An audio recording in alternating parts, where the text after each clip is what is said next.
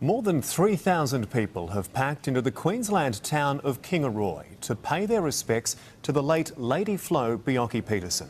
The state funeral was attended by leaders from across the political spectrum, including the Prime Minister. Tegan George reports. Flo and Joe together once more. A life of service lovingly summed up by a hymn book, Bible, a tray of pumpkin scones and chocolate. One of the children said to me before they were worried that she would die by chocolate.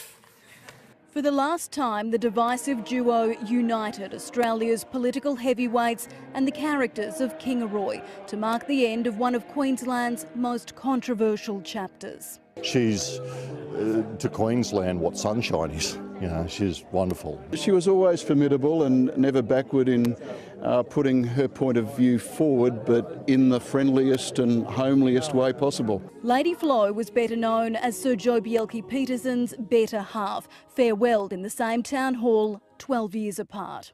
She had a great humanity, and she imposed that humanity upon Joe, who at times could be pretty brutal. You know, and politics is not a game for the faint-hearted.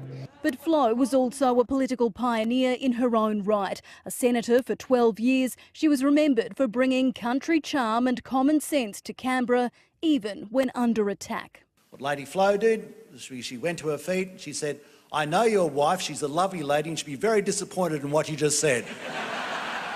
Flo and Joe's romance was one thing.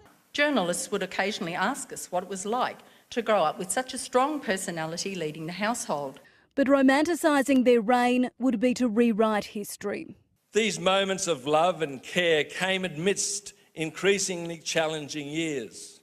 Firstly, our father's trial, and then his illness placed great stress upon the family.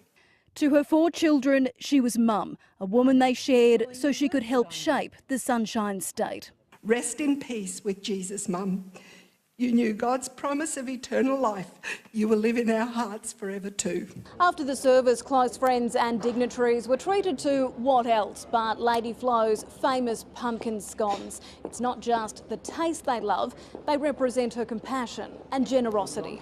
As Mum always said, scones help me to relate to the women who make them and to the men who eat them. Lady Flo will be buried beside Sir Joe on the family property, Bethany. Tegan George, 10 Eyewitness News.